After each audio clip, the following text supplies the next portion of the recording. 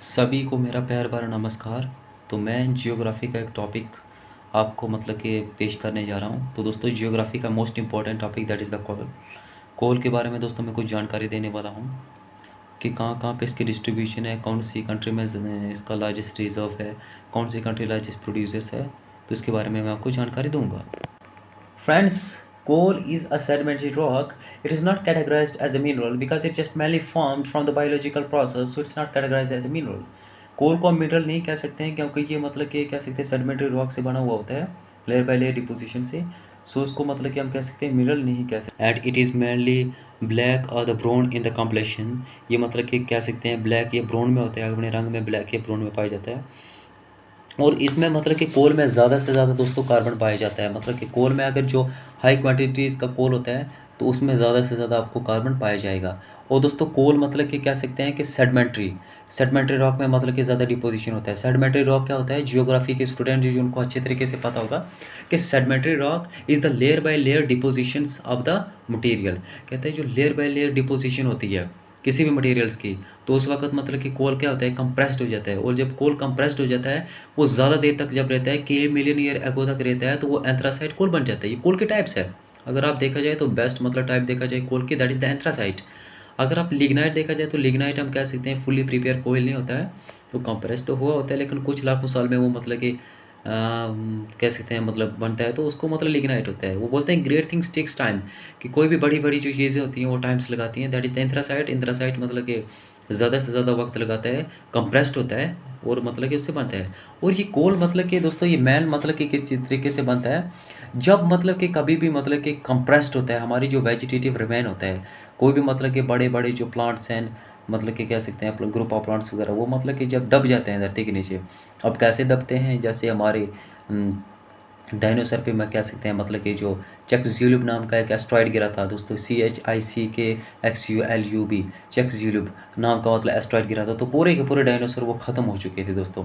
वो डायनासोर कि ख़त्म ये नहीं कह सकते हम कि कि उस एस्ट्रॉयड ने कह सकते हैं पूरा, जैसे एक दोस्तों एटम बम होता है, न्यूक्लियर बम होता है, तो वो जब गिरता है तो उसकी जो कि कह सकते हैं कि जो उसका फायर होती है वगैरह वगैरह, वो 2-3 किलोमीटर रेडियस में होती है, लेकिन उसका जो नुकसान, उसका जो कह सकते हैं कि जो बाद में दोस्तों रिएक्शन होती है, जो रेडियो एक्टिव मटेरियल निकलता है, तो उसकी वजह से कह सकते हैं कि कई सालों तक वहाँ पे कुछ भी कि कह सकते हैं ठीक नहीं होता है, घास तक नहीं उगती है। तो इस तरीके से उस एस्ट्रॉयड ने कि पूरे रेडियस में तो कम बढ़ा था, लेकिन उसने दोस्तों आस-पास में धूल ही धूल वगैरह कर दी थी। जो मैमल्स बचे थे, तो मैमल्स तो घुस गए थे कि कह सकते हैं ज़मीन के नीचे। बुरो एनिमल जिसको बोलते हैं, जो कह सकते हैं जैसे चूहा गए वगैरह मैमल्स। उसी मैमल्स के बाद दोस्तों बाद में ये बहुत से थ्योरीज बोलती हैं जो बने थे ये ह्यूमन वगैरह। और दोस्तों उनमें कहने का मतलब है कि इस तरीके से जब ये डिपॉजिट होता है ज़्यादा से ज़्यादा कोयल, तो कि वो जब डिपोजिशन हुई थी इनकी कई मिलियंस ईयर अगो, तो कोल कि जो एंथ्रासाइट होता है वो कार्बोनिफेरस पीरियड कि आज से 300 मिलियन पहले ईयर अगो ये कि डिपॉजिट हुआ था। और टर्शियरी कि पीरियड्स का, ये टर्शियरी पीरियड्स का लिग्नाइट या कह सकते हैं ब्राउन कोल होता है दोस्तों। और कोल की दोस्तों ज़्यादा से ज़्यादा जो 4 असली किस्में हैं, तो वो बताऊँगा मैं आपको। पीट होती है, लिग्नाइट होती है दोस्तों, बिटुमिनस होती है और एथरासाइट होती है।